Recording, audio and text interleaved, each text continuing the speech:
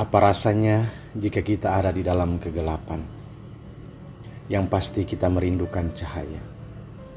Setitik cahaya saja sudah memberikan harapan yang begitu besar bagi mereka yang ada di tempat yang gelap.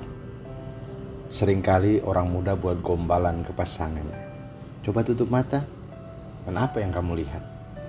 Jawabannya adalah gelap. Dan akan disambung, demikianlah hidupku tanpa dirimu, gelap. Saudara-saudariku yang terkasih,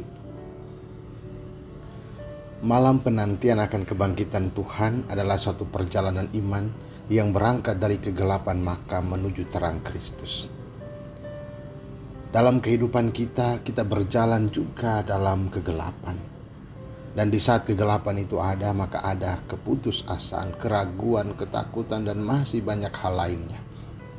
Kisah-kisah yang diperdengarkan dalam bacaan-bacaan Fijili Paskah ini menghantar kita semua untuk mengenang sekaligus mengingat bahwa Allah Bapa tidak akan membiarkan kita terus-menerus ada di dalam kesusahan dan penderitaan atau kegelapan.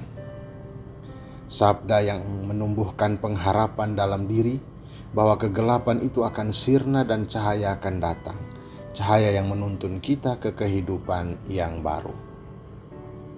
Saudara terkasih, Yesus bangkit mengalahkan maut, menggulingkan pintu makam untuk memberikan cahaya dan harapan baru itu bagi umat manusia, bagi semua orang yang percaya.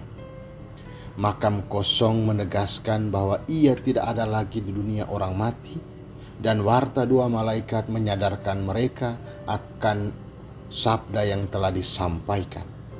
Ia telah mendahului kamu ke Galilea, di sana kamu akan melihat dia. Saudaraku yang terkasih, warta kebangkitan mengubah rasa takut, cemas, dan kehilangan dengan pengharapan baru saat Yesus mengatakan, "Salam bagimu. Jangan takut, pergilah dan wartakanlah kepada saudara-saudaraku, supaya mereka pergi ke Galilea, dan di sanalah mereka akan melihat aku."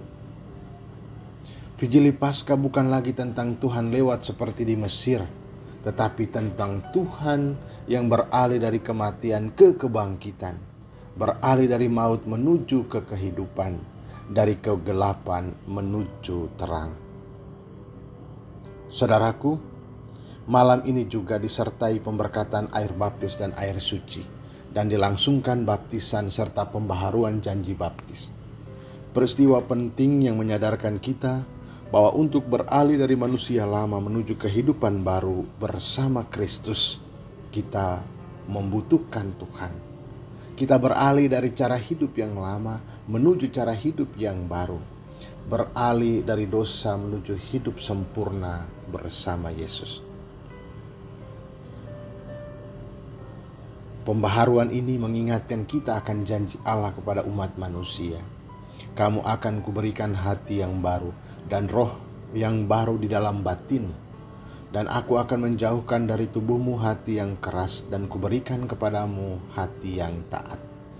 Rohku akan kuberikan diam di dalam batinmu, dan aku akan membuat kamu hidup menurut segala ketetapanku dan tetap berpegang pada peraturan-peraturanku dan melakukannya. Saudaraku yang terkasih, kegelapan sudah lenyap diganti terang, ketakutan sudah berganti, kecemasan dan kegelisahan telah berubah menjadi yakin, teguh dan percaya. Mari kita berjalan bersama para murid menuju ke Galilea baru di kehidupan kita. Pergi dengan tekad dan keyakinan bersama kebangkitan Tuhan untuk membangun hidup iman yang baru. Iman yang memampukan kita untuk melepaskan dan melupakan segala sesuatu yang sudah berlalu. Dan memampukan kita juga untuk meninggalkan pengalaman masa lalu, kelemahan dan kedosaan kita. Dan dengan iman akan kebangkitan Tuhan, kita memandang masa depan dengan harapan hidup yang baru. Kehidupan yang dituntun oleh cahaya Kristus, didasari oleh iman para nabi, diteguhkan oleh harapan-harapan sabdanya, dan dikuatkan oleh kasih pelayanannya. Kita yang sudah keluar dari kegelapan karena cahaya Kristus, turut dipanggil untuk membagikan cahaya kebenaran dan iman ini kepada mereka yang masih dalam kegelapan, dan memberi harapan bagi mereka yang putus asa, memberi kekuatan bagi mereka yang terpuruk, mengangkat mereka yang terjatuh, meneguhkan mereka yang sakit. Cahaya Kristus yang kita miliki, kita bagikan supaya cahaya di dalam diri sesama kita juga turut menerangi perjalanan kehidupan mereka. Teruslah menjadi pembawa cahaya Kristus di dalam kehidupan ini. Tuhan memberkati.